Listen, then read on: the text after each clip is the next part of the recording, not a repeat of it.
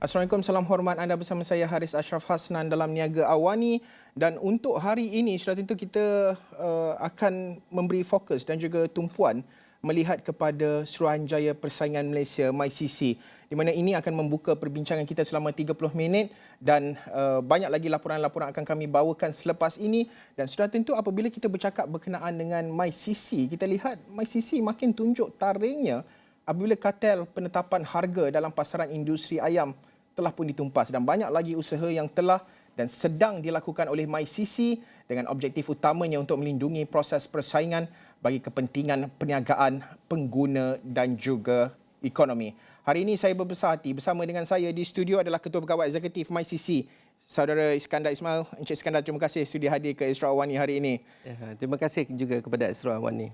Ya, kalau kita telitikan usaha untuk hapus kartel ini, mungkin dalam kita nak memulakan perbincangan kita, mungkin Encik Iskandar boleh kongsikan terlebih dahulu sebagai pemahaman kepada masyarakat Malaysia, apa peranan dan juga tanggungjawab MyCC sebenarnya?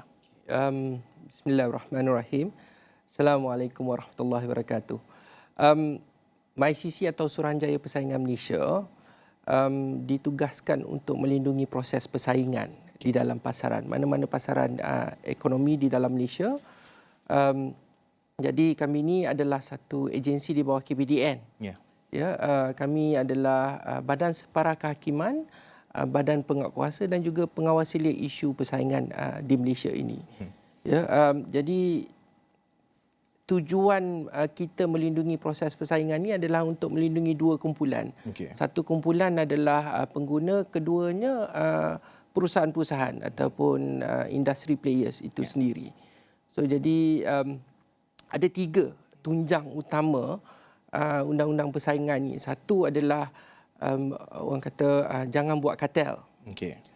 Keduanya, jangan menyalah kedudukan dominan anda ataupun kedudukan monopoli anda.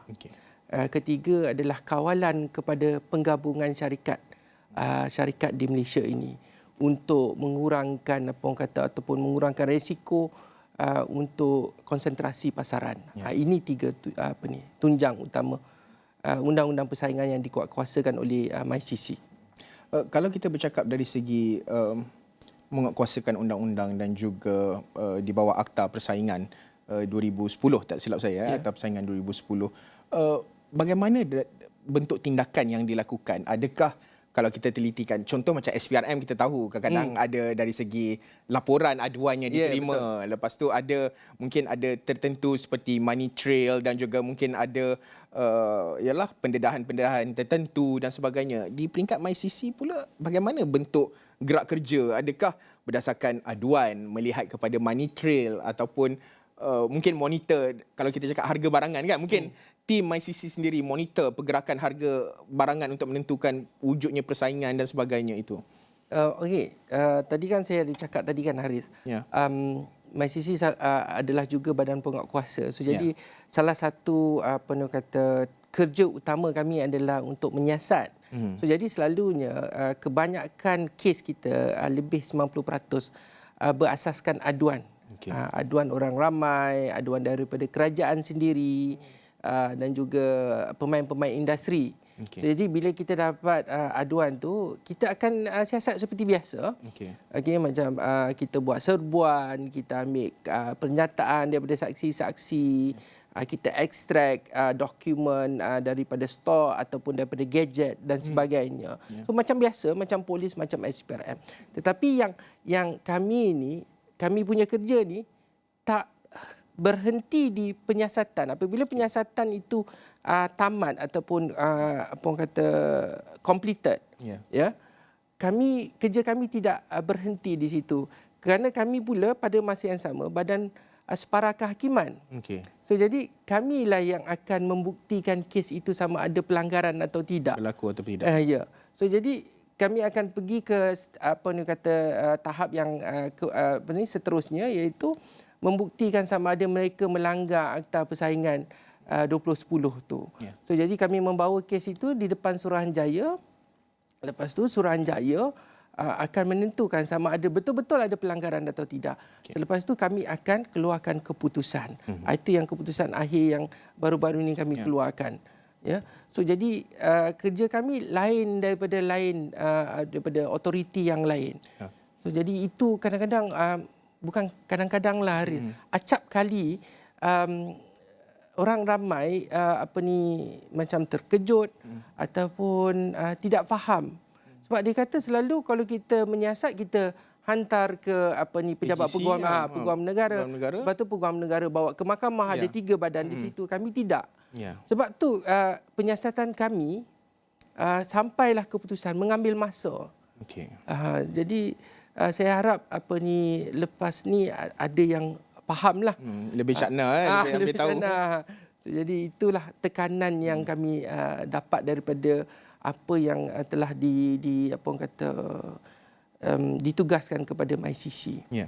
Bercakap soal cabaran juga, apa bentuk cabaran dalam menguatkuasakan peruntukan terutama yang diberikan kepada MyCC di bawah Akta Persaingan 2010 ni? Banyak cabarannya, Haris. Ya, satu adalah kita kurang pakar persaingan, perundangan persaingan di Malaysia ni. Itu satu. Satu lagi, tak ramai yang berminat dengan penyiasatan berasaskan prinsip ekonomi ini. Dia lain sikit. Ya. So jadi dalam kes katan makanan ayam ni, kami mula-mula bila kami menyiasat tu, kami melihat seluruh industri ayam. Industri ayam ni dia terbahagi kepada 3. Dia ada huluan, pertengahan dengan hiliran. So jadi huluan ada beratus ataupun beribu pemain-pemain industri yang membuat makanan ayam yang lepas tu kalau kita pergi ke pertengahan tu, kita tengok ada yang menghasilkan anak ayam, ya. Dan lepas tu kita pergi ayam daging, ayam telur. Ayam daging, ayam telur. Lepas tu makanan ayam tu untuk ayam daging, untuk ayam telur. Lepas tu kita ada proses tempat proses penyembelihan. Lepas tu daripada proses penyembelihan pergi ke distribution and packaging. Lepas tu pergi ke runcit dan sebagainya. So jadi kita melihat segala keseluruhan rantaian bekalan tu dulu. So dari situ kita lihat apa punca dia. So jadi nak mencari punca tu bukan senang. So jadi kita kena buat intelligence dengan surveillance dan sebagainya. So jadi dia memakan masa. So sebab kartel ni, ya, kalau Haris nak tahu, dia adalah satu pakatan sulit. So pakatan sulit tu yang menyulitkan lagi kami. Ya, faham. Sebab mereka melakukan di sebalik macam langsir ataupun di dalam tempat yang yang tidak diketahui oleh orang. So jadi kita kena ikut mereka dan sebagainya. So lagi satu adalah high expectation of the public. Sebab dia kata cepatlah. Bila nak habis siasatan. Tetapi dia tidak tahu bahawa kami ni selepas siasatan habis pun kami kena settlekan kes tu sampailah keputusan tu. Betul. Ya. Nak capai ke arah keputusan tu ada beberapa pula langkah lagi. So jadi banyaklah di situ cabaran dia lah. Ya, sedikit sebanyaklah, Haris. Bercakap soal cabaran juga, mungkin dari segi sumber pula bagaimana? Kerana tadi kekuatan sumber manusia tadi Encik Iskandar menyebut pakar dalam perundangan persaingan itu mungkin agak kurang. Mungkin dari segi sumber manusianya, dari segi keuangannya bagaimana? Kerana prosesnya agak panjang juga. Kerana sudah tentu bila ambil masa panjang, kosnya juga tinggi juga nak buat pelbagai kerja. Sumber manusia. Baru-baru ni ada Menteri KPDN mengatakan MyCC hanya ada 17 pegawai penyiasat. Memang betul pun. Kami ada hanya 17 untuk menyiasat keseluruhan kes yang kami ada sekarang ni. Di satu Malaysia ni? Di satu Malaysia ni. Malaysia dah lah bahagi kepada 2. Ya, kalau kami ada kes penyiasatan di Sabah dan Sarawak, selalulah kami terbang ke sana dan sebagainya. Ada kes di Kedah, ada kes di Pulau Pinang, Johor dan sebagainya. So jadi kami kena membahagikan, menggunakan sumber manusia dengan baik. Lepas tu kami ni Haris, kami ni badan penguatkuasa. Bukan yang autoriti yang buat duit. Contohnya yang buat duit ni macam contohnya yang memberi perkhidmatan, menjual perkhidmatan macam Suruhanjaya Syarikat Malaysia. So jadi mereka menjual perkhidmatannya, produk dan sebagainya. So kami tidak ada sumber pendapatan. So jadi kami bergantung sepenuhnya kepada kerajaan. Dan itu bajet kami diperolehi daripada KPDN sebab kami agensi KPDN. So tapi alhamdulillah sejak beberapa tahun ni kami punya bajet telah naik. Ya. Mungkin kerajaan sekarang sedar akan peri pentingnya MyCC dalam dalam mengawasi pasaran ekonomi di Malaysia. Baru-baru ini dalam bajet kami dapat 10 juta tambahan untuk memperkasakan MyCC. So jadi itulah. InsyaAllah lah dalam soon belanjawan mungkin ada tambah lagi lah peruntukan apabila kejayaan demi kejayaan ini. Cik Iskandar, bercakap mengaitkan dari segi bukan sahaja kes kartel ayam, dedak ayam itu. Mungkin kita boleh rujuk juga kes-kes lain sebelum ini juga. Kita lihat mungkin ada ramai juga yang tidak jelas dengan dari segi denda yang dikeluarkan, yang dikenakan terhadap syarikat-syarikat ini. Malah kalau kita lihat dalam 1-2 hari ini, ada syarikat yang mendakwa bahawa tindakan MyCC ini seolah-olah tak ada merit lah, tanpa merit. Mungkin dan adakah ianya masih boleh dicabar di mahkamah dan bagaimana proses? Bagaimana kita nak memahami tindakan denda yang diberikan itu kepada syarikat-syarikat atas hasil siasatan dan juga keputusan Suruhanjaya? Okey. Pertama sekali saya nak memperbetulkan persepsi orang ramai. Kami tidak menyaman ataupun mengenakan saman terhadap mana-mana pihak ataupun kami tidak mendenda. Kami mengenakan penalti kewangan sebagai salah satu hukuman pelanggaran kepada pelanggaran itu. Kami panggil mengikut akta persaingan tu penalti kewangan.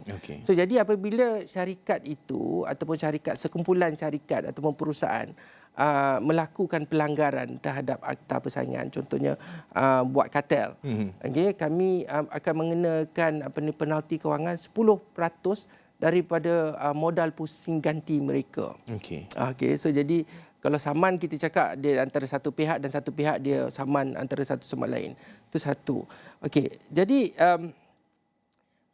keputusan MyCC memang boleh dicabar. Memang biasa dicabar oleh mana-mana pihak yang tidak puas hati dengan dengan keputusan kami. Tetapi kami yakin dengan keputusan kami lah.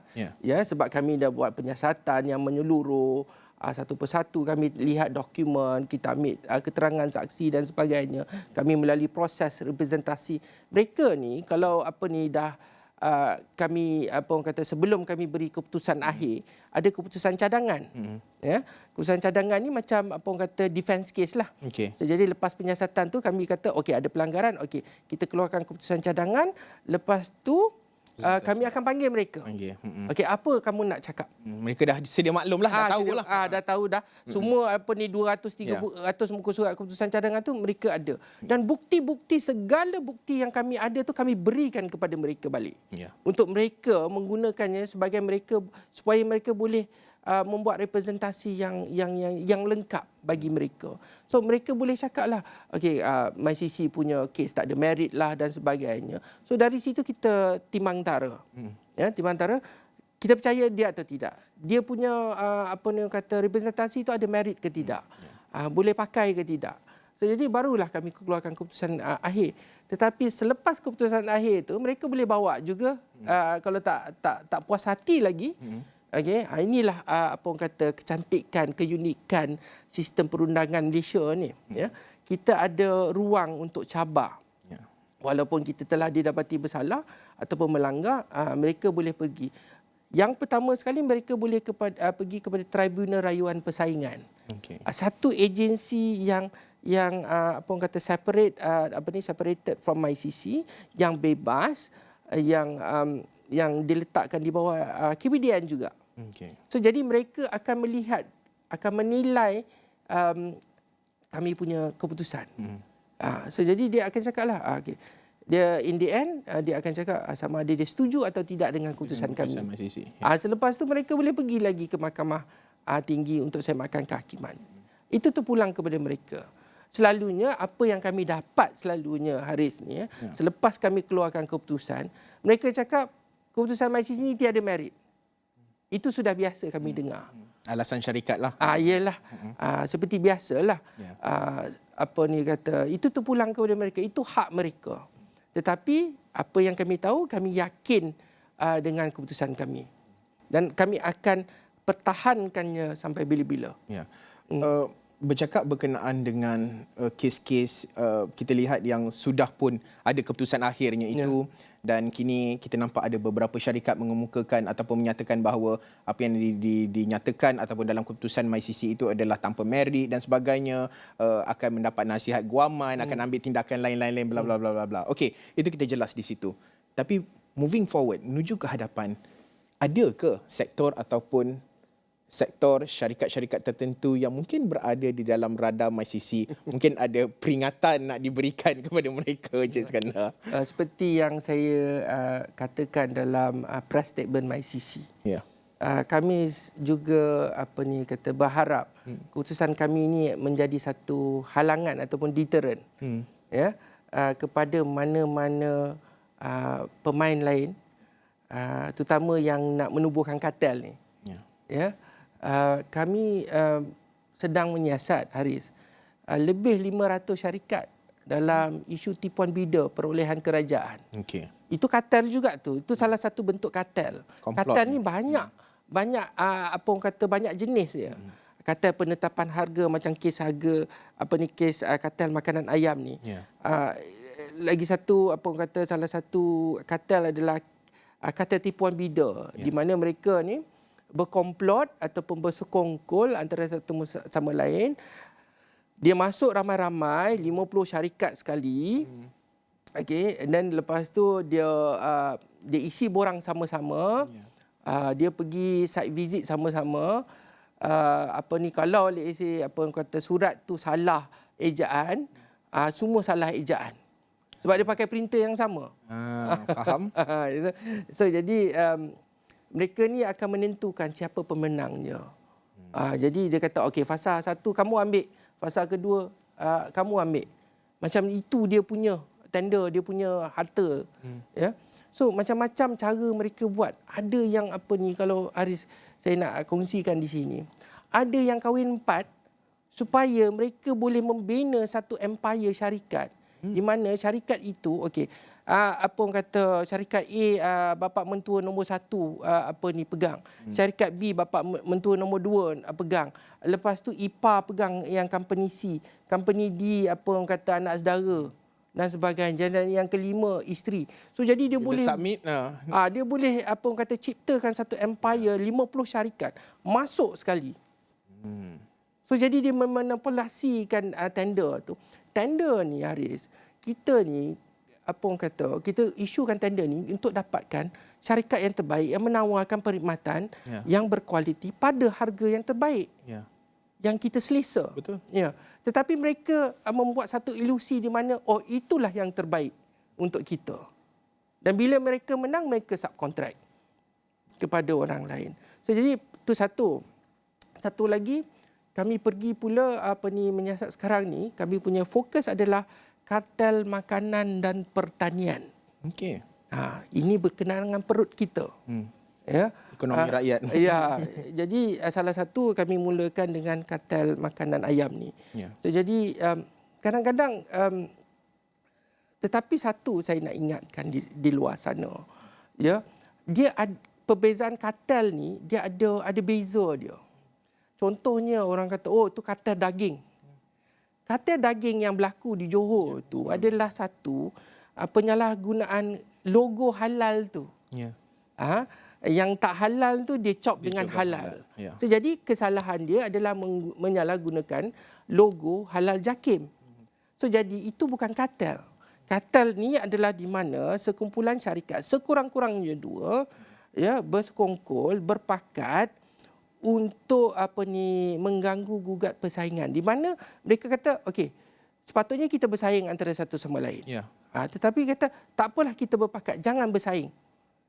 kita duduk sama-sama, kita buat letak satu harga supaya tiada Sama-sama persaingan. untung. Tak ada sama-sama untung. Tak ada persaingan. Sama-sama untung. Yang kena kita punya apa orang kata pengguna. Yang ketiga, kita lihat sekarang ni ada isu banyak ekonomi digital.